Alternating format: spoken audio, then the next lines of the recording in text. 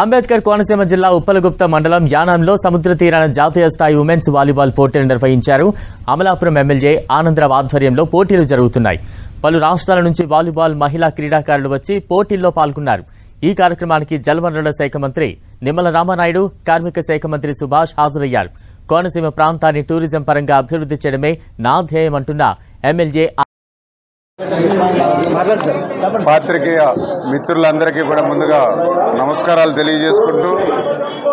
ఈరోజు ఎస్సీ యానం వద్ద మన స్థానిక శాసనసభ్యులు ఆనందరావు గారి యొక్క సారథ్యంలో మరి ఈరోజు బీచ్ వాలీబాల్ టోర్నమెంట్ని పెద్ద ఎత్తున నిర్వహించుకోవడం చాలా సంతోషం, చాలా ఆనందం అని చెప్పి తెలియజేసుకుంటూ ఉన్నా. ఎందుకంటే గత 5 సంవత్సరాల పాలన అంతా కూడా కక్షలు, కేసులు, వేధింపులతో కూడినటువంటి పాలన, ప్రజా వేదికతో కూలగొట్టడంతో ప్రారంభమైనటువంటి ఒక విధ్వంసకరమైనటువంటి పాలన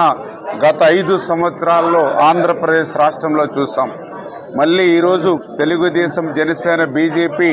ఇవాళ ఎన్డీఏ ప్రభుత్వం అధికారంలోకి వచ్చిన తర్వాత మళ్ళీ ఒక అభివృద్ధిని ఒక పక్కన పెద్ద ఎత్తున మళ్ళీ రాజధానిని నిర్మాణం చేసుకుంటూ పోలవరం ప్రాజెక్టుని పూర్తి చేసుకునేటువంటి ప్రయత్నం మొదలు పెడుతూ పెద్ద ఎత్తున పరిశ్రమలు, పారిశ్రామికవేత్తలను మళ్ళీ ఆంధ్రప్రదేశ్ రాష్ట్రానికి తీసుకొచ్చి విద్య, ఉద్యోగ, ఉపాధి అవకాశాలు కల్పిస్తూ మరి వీటితో పాటుగా ఏదైతే సంక్షేమాన్ని కూడా పెద్ద ఎత్తున అందిస్తూ మరి అటు ఏదైతే మరి పెంచినటువంటి పెన్షన్ల దగ్గర నుంచి, అన్నా క్యాంటీన్ల దగ్గర నుంచి, డిఎస్సి నోటిఫికేషన్ దగ్గర నుంచి, ఆ రైతులకు ఇన్పుట్ సబ్సిడీ పెంచడం దగ్గర నుంచి ఇట్లా అభివృద్ధి సంక్షేమ కార్యక్రమాలతో పాటుగా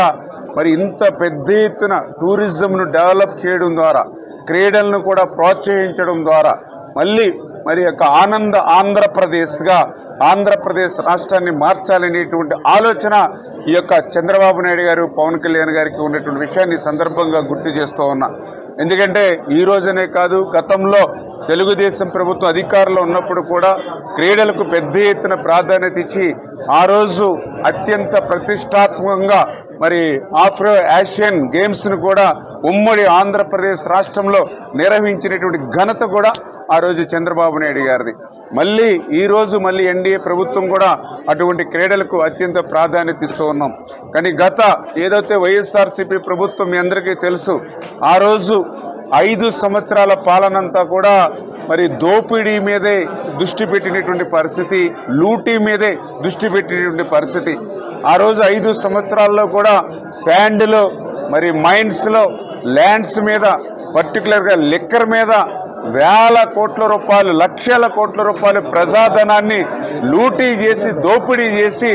అవి సరిపోదన్నట్టుగా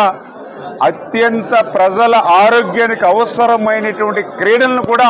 గత ప్రభుత్వం వదలకుండా ఆడుదాం ఆంధ్ర అనే పేరు చెప్పి మరి ఆ రోజు వందల కోట్ల రూపాయలు కూడా దోపిడీ చేసింది అని అంటే వాళ్ళ అవినీతి ఏ రకంగా పరాకాష్ఠకు చేరిందో మనందరం కూడా చూసాం. మళ్ళీ అటువంటి పరిస్థితి నుంచి మళ్ళీ ఈరోజు మరి చంద్రబాబు నాయుడు గారు, పవన్ కళ్యాణ్ గారి సారథ్యంలో వీరికి నరేంద్ర మోడీ గారి తోడుతో మళ్ళీ ఆంధ్రప్రదేశ్ రాష్ట్రంలో అభివృద్ధి సంక్షేమంతో పాటుగా ఇటువంటి క్రీడలు, టూరిజం ఇటువంటి వాటిని కూడా ప్రోత్సహిస్తూ మళ్ళీ ఒక ఆంధ్రప్రదేశ్ రాష్ట్రంగా మార్చేటువంటి విధంగా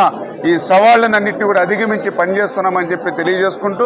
ఇంత మంచి కార్యక్రమాన్ని, ఈ టూరిజంను డెవలప్ చేయడానికి మరి ఎన్నో వ్యయ ప్రయాసాలు ఉన్నప్పటికీ కూడా వాటినన్నింటినీ కూడా ఎదుర్కొని